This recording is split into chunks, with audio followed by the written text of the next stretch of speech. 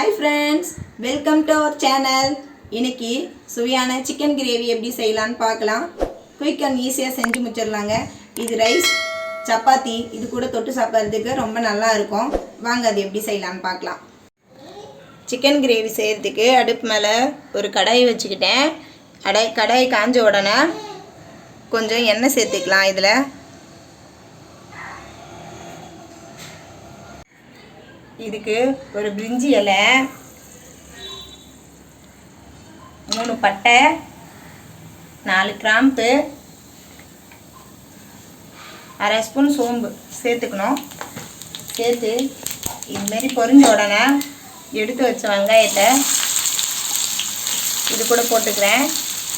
2 வெங்காயம் கட் பண்ணி வச்சுருக்கேன் பொடிசாக.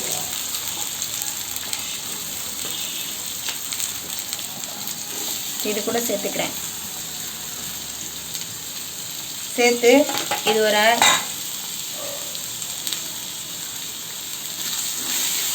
நல்லா நிறம் மாறுற வரை கொஞ்சம் கலரி விட்டுக்கலாம். இந்த அளவு வதங்கின உடனே இதில் கொஞ்சம் கறிவேப்பிலை சேர்த்துக்கிறேன். சேர்த்துக்கிட்டு 1 ஸ்பூன் இஞ்சி பூண்டு பேஸ்ட்டு சேர்த்துக்கிறேன்.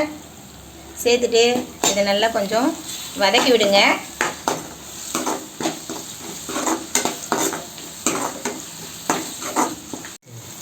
இப்போ இது கூட 2 தக்காளி கட் பண்ணி வச்சுருக்கேன். அதை இது கூட சேர்த்துக்கிறேன். ஒரு மீடியம் சைஸ் தக்காளி 2 எடுத்து கட் பண்ணி வச்சுருக்கேன், சேர்த்துக்கிறேன். இது கூட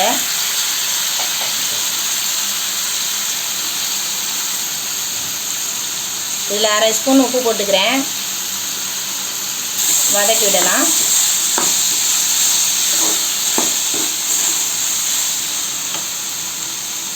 இந்த அளவு வதங்கின உடனே இது கூட சிக்கன் சேர்த்துக்கலாம். 1/2 கிலோ சிக்கன் எடுத்து கழுவிட்டு மஞ்சள் தூள் போட்டு கழுவி எடுத்து வச்சுருக்கேன். இதை சேர்த்துக்கிறேன். இந்த சிக்கனுக்கு தேவையான 1/2 ஸ்பூன் சால்ட் சேர்த்துக்கிறேன். சேர்த்து இதை இது போல் வதக்கி விடுங்க.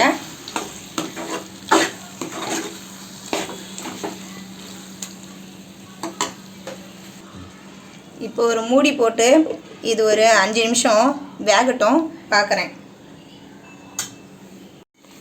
இந்த சிக்கனுக்கு தேவையான மசாலாலாம் சேர்த்துக்கலாம். 2 ஸ்பூன் குழம்பு மிளகாத்தூள் எடுத்து வச்சுருக்கேன். 1/4 ஸ்பூன் மஞ்சள் தூள், 2 ஸ்பூன் கரம் மசாலா எடுத்து வச்சுருக்கேன். இது கூட சேர்த்துக்கலாம். உங்களுக்கு வேணும்னா 1 ஸ்பூன் சில்லி பவுடர் போட்டுக்குங்க. 1/2 ஸ்பூன் தனியாத்தூள் சேர்த்துக்குங்க. குழம்பு மிளகாத்தூள் இல்லைன்னா, எங்கள் வீட்டில் குழம்பு மிளகாத்தூள் வச்சுருக்கேன், அதனால் நான் அது சேர்த்துக்கிறேன். மசாலா சேர்த்த பின்னாடி இது கொஞ்சம் நேரம் கலரி விடணும். மசாலாவோட பச்சை வாசனைலாம் போயிட்டு எண்ணெய் வந்து மேலே பிரிஞ்சு வரும். பார்க்கலாம்.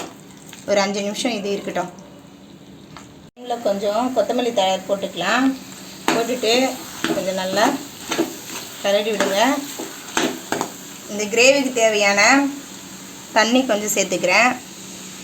உங்களுக்கு திக்னஸ் எவ்வளோ வேணுமோ அந்த அளவுக்கு நீங்கள் சேர்த்துக்குங்க. இந்த கிரேவி வந்து ஒரு 4 பேர் சாப்பிட்லாம். சேர்த்துட்டு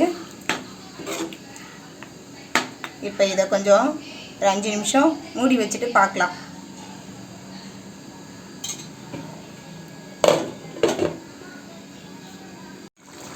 இந்த அளவு கொதித்த உடனே இந்த அளவு திக்னஸ் வரணுங்க.